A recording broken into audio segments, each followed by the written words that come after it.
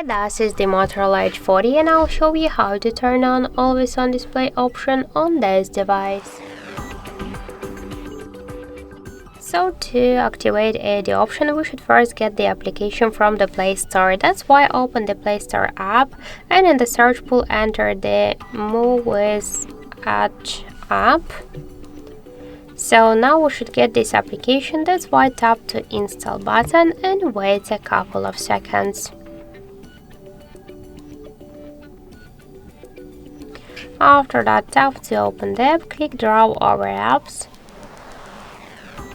and near Muviz Edge application, tap to Muviz Edge app, to click to the switcher and go back.